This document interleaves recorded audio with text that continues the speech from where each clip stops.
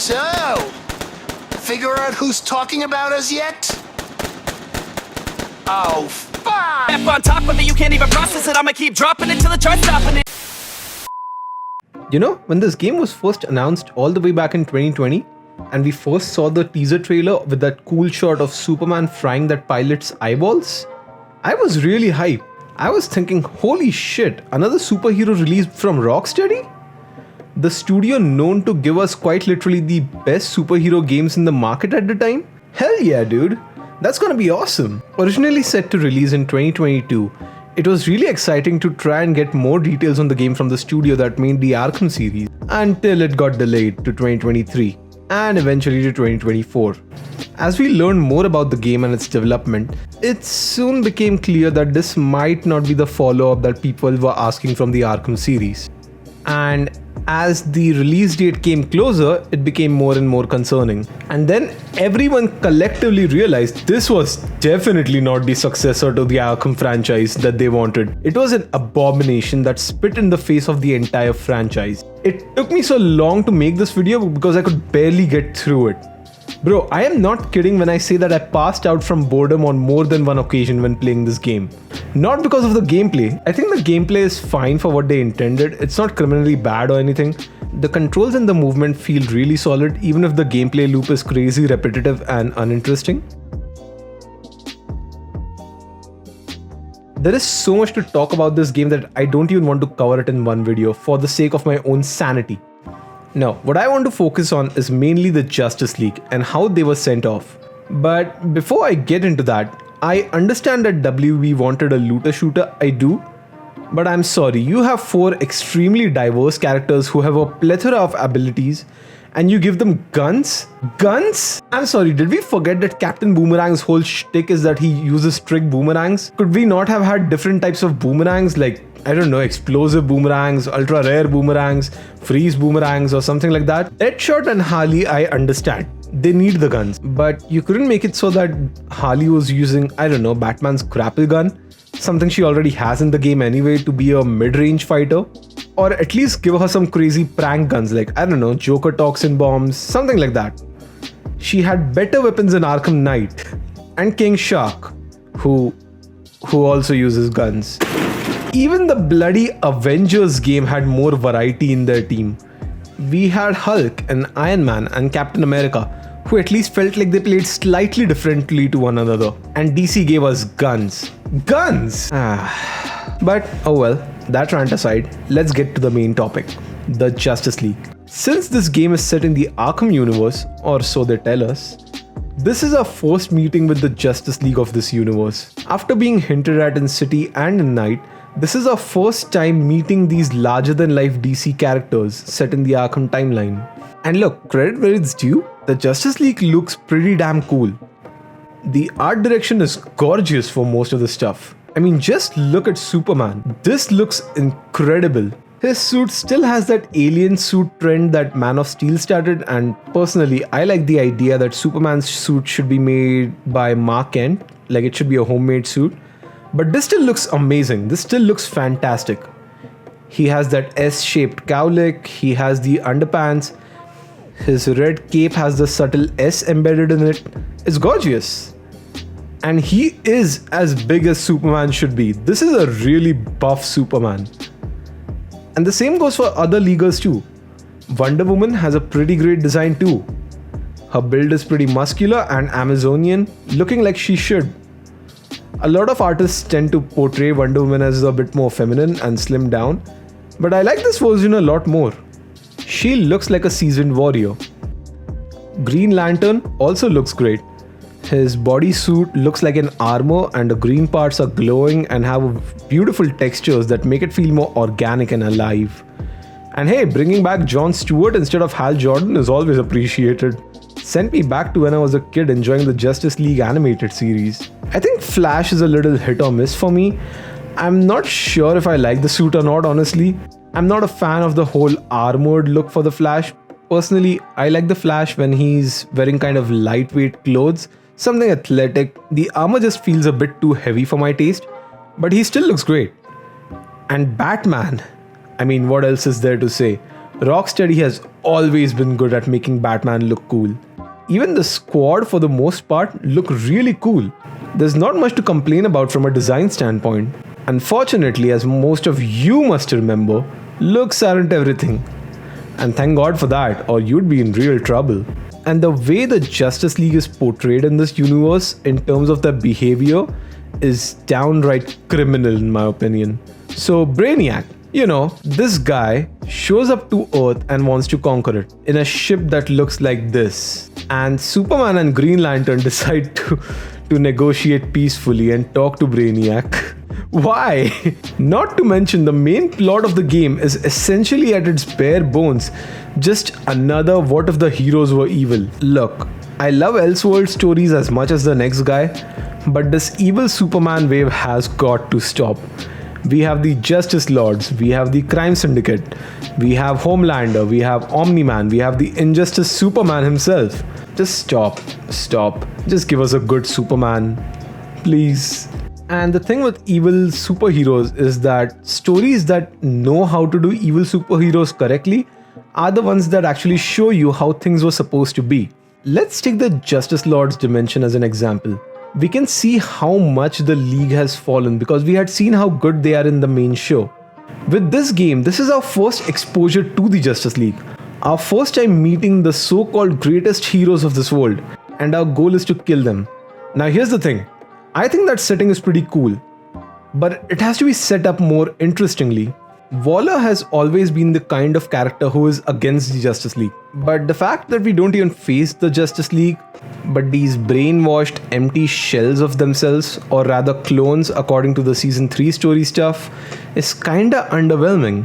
Personally, I'd love it more if Waller was against a league despite them being in full control and being genuinely good people. Having some moral conflict is always good in a story, especially one involving superheroes. But what we got is so bare bones and basic. It's barely a plot and more an excuse to just kill. They're reduced to zombified punching bags, out of character idiots, and unceremoniously disposable plot devices. So let's start with the first superhero we kill in this game, Flash. Barry Allen is treated so laughably bad in this game that it only solidifies my belief that a Flash game can't be done. At least not effectively unless you nerf him to be barely faster than a car level. Heimdall is basically just a dick who makes bad jokes, insults our protagonists, such as they are, and then runs away. My guy, you ripped out Lex's heart out of his body in a split second. Is there a lower reason you aren't doing this to the circus of a team? Barry is the only character in the squad who shows that it's really him underneath when he is caught with Wonder Woman's lasso. And yet he doesn't get a moment to break free of the mind control or a meaningful heroic death where he let the squad kill him or anything at all. Instead, he just gets axed like a side character in a slasher film. One of DC's most hilariously overpowered and beloved superheroes is killed by bullets, mind you. Bullets. To kill the Flash. And the game doesn't even let you feel bad about this because immediately after he dies, they joke about Boomerang having a huge dong. Like, bro, this is the hero who saved your lives. I don't expect them to be remorseful, but at least be respectful.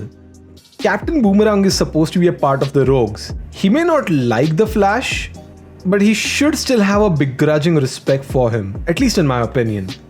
He should be the one to show some amount of respect after killing him, considering Flash is his enemy. The Flash unceremoniously gets shot to death, and that's not to say it's something unique because that's quite literally how everyone other than Wonder Woman dies. And then we have Green Lantern. Somehow the character whose entire shtick is willpower succumbs to mind control and the ring doesn't immediately fly off to Oa. Lantern seems to have some rivalry with Deadshot, which is neither explored nor has any relevance in the story until, you guessed it, they use some magic tech bullets to boom that man out of the sky. He admittedly has a cool scene where he carries you across Metropolis like a roller coaster, but what good is that when the character has no arc, no depth, and dies to bullets, and you see his corpse laying there in his underwear. And again, it's immediately followed by a joke by Boomerang about wanting to cut off his finger. Fuck all this bullshit, what the fuck? Are the writers fucking tone deaf? How the fuck do you not see how off-putting that comes across as? Yes, the villains are villains. Of course they'd make jokes about killing heroes. That's fair. But there has to be a nuance to it. It's almost as if the whole game has MCU writing where you can't go 2 fucking seconds without someone making a bad quip. And I mean it. Even during gameplay, no one will shut up. There is not a moment where people are not talking. But let's keep the video rolling, okay? Next is Diana. Diana is the only member of the League who isn't brainwashed. Why this role wasn't given to Batman is beyond me, but we'll get to that. By the way, Diana is cool in this game. Really cool. Until you realize she exists solely to remind a player how far the others have fallen. Her whole purpose is to swing her sword around, deliver dramatic lines, and essentially say, "You guys suck, I'll handle it." Which, she's not wrong. But instead of showing her internal conflict or giving her agency in the story, they use her as a plot device to push the squad forward. She's the only hero to get something even remotely close to a decent death, which in any other game would be a critique, but we have the bar set so low over here that it's actually a compliment. She goes out fighting Superman and she starts off on the defensive, but as the fight continues, she starts gaining some ground, even if she is eventually overpowered by Superman. Unfortunately, stabbing him in the chest with a huge chunk of kryptonite does nothing, and he completely vaporizes her. And her death is the only one where the squad shows any sense of remorse. And my only question is why? Is it because she saved you? Because if so, so did Flash. And Boomerang was going to take a piss on him. But other than that, she disrespected you and was a hero who probably also got in the way of your crimes at some point. So why does she get the preferential treatment when Flash and Green Lantern were taken out like NPCs? Is it because she's a So next up is Batman. We'll get back to him. But first, let's tackle Clark. Superman, the hope of the universe, the light bulb in the darkness, the answer to all living things that cry out for peace, the Man of Steel. So how do you kill a Superman? If you guessed bullshit weakness bullets once more, then you guessed right. It was just shoot at him until he falls. You couldn't do anything more interesting. Maybe make it a survival fight where you can't just kill him in a fight, so you have to lure Superman somewhere where there's red sun lamps or something. Just anything that doesn't involve just shooting the Man of Steel with bullets. This is literally the biggest hero in this universe. His death has to mean more. His death has to take more. You can't just have it be a fair fight where you have to shoot him while he's trying to stop you. Superman gets shot and falls to the ground and the squad just celebrates. So what the hell? When it comes to Superman's death, it has to be way more delicate than more than Flash, more than Wonder Woman, more than Green Lantern, more than anything. And honestly, I could ask all day why Clark just didn't laser them all since he was under mind control. But you know what? Never mind. I could ask the same questions about Flash, about Green Lantern. But Superman can only be affected by kryptonite, so shooting him with gold kryptonite makes sense. You need to shut the fuck up! Listen, it is not your job to do the writing team's work for them. Yes, it makes sense, but just because something is established in the canon does not mean it's good storytelling or good writing, even if it does make sense. It is the writer's job to take something that makes sense but is basic and turn it into something interesting. And again, this fight just comes across as contrived. The only reason they don't die is because, just like Flash, Superman refuses to insta-kill them. Why didn't he just laser them from a distance? Why didn't he just toss a building at them? Because the game would be over. It's silly, and frankly it makes me feel like the Justice League isn't as grand and strong as they should be.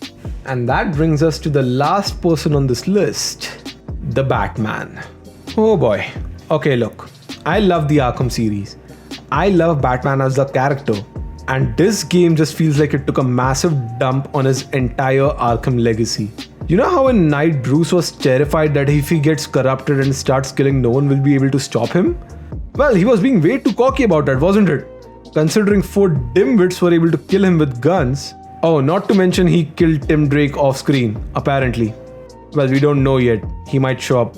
And where the hell is Dick and Jason? You're telling me Bruce gets mind controlled and Metropolis is in shambles, and neither Dick or Jason give a fuck? Throughout the game, Batman comes across as a Far Cry villain who stalks you from afar and makes vague announcements on the radio. to his credit, Batman still has the best section in the game, where he picks you off one by one stealthily like you would do to the enemies in Arkham games. But it's still ruined, because if this is a Batman who kills, then why did he just knock them out instead of killing them when he was stealth attacking them? Why exactly? And his boss fight is basically just a scarecrow boss fight. Instead of making it into a semi-horror-esque gameplay where Batman would try to stealth you and hunt you down, and you have to keep your guard up, it turns into a scarecrow nightmare section where you just shoot at him. I mean, okay, go team, I guess. And even with the fear toxin, Bruce is immune to it, or whatever strand Scarecrow had in Arkham Knight. Filling the cave with it makes no sense, because here's the thing, the squad is also getting affected by the fear toxin, so they should actually be at a disadvantage because Bruce and Harley have some level of resistance to it. And this is the same Batman who took down an army in a single night along with many other enemies while he was under the influence of the fear toxin. And he's just shot until he's defeated. Then his nearly dead body is slowly paraded across the city where you bring him to a park, and then Harley executes him after a one-liner, and that's it. That's how the Arkham Batman fucking dies. That's how the Arkham legacy ends. It's just, what were you thinking? Why did you think anyone would like it? And I know some of you are saying, oh, but it's a clone, the real ones are still alive. And to that I say, you know what would make this twist work? If any of the Justice League members died with dignity and had a well-executed death. And even then, personally, I think the clone nonsense is a cop-out. Honestly, there's a lose-lose situation. If you kill the Justice League, then you kill the beloved heroes. But if you do not kill the Justice League, then it's a clone nonsense cop-out, and then you're just going against the title of the game. I've also heard the argument that they are villains, and of course they wouldn't show respect to the hero's death. But the problem is there's a fine line between villains showing respect and the writers showing respect. And this very much feels like the writers did not care. It almost feels like the writers hate the Justice League. And if they don't care about the League, then why should I? Why should the player feel any level of investment? Personally, I'd rather the game wasn't set in the Arkhamverse but in Elseworld, and it was a self-contained story. This is a small tangent, but personally the whole joint universe shtick is not always necessary. If anything, sometimes it acts detrimental to the main narrative. If this was a self-contained one-and-done story where you're unapologetically killing the heroes in a good way with meaningful deaths, I'd actually like this a lot more. But as it stands, Look, I get it. When the name of the game is Kill the Justice League should die. I'm okay with that. But there has to be a level of tact to deal with it. You can't just kill everyone in basically the same way. It can't always be shoot them to death, give them no cutscenes, just have them flop to the ground and be surprised when no one liked that. If anything, you should expect that in the first place. All in all, there's a lot more I want to say about this game, but man, is it tough to even sit through the script because of how abysmal it is. At least in my opinion. Frankly, this wasn't for me. And I would probably not be revisiting this game unless this video does well, in which case I'll probably talk about Season 3 and Season 4, which the heroes who are saved are basically just made fun of and then they are trapped in some weird chambers. That being said, if you like this video, consider liking and subscribing to my channel. Let me know in the comments down below if you thought the game was good or bad. Maybe you think I'm absolutely wrong about this, and you know what? Fair enough, tell me why. If you want to check out some of my other stuff on the Arkham universe, consider watching my video on why I think Hugo Strange isn't the best Arkham villain. Well, actually I think Hugo Strange is pretty wasted. Or maybe if you're into some anime stuff, I got a ReZero video up on my channel and some stuff up with Persona and Spider-Man, so check those out too. This is Demonically Inspired, signing out.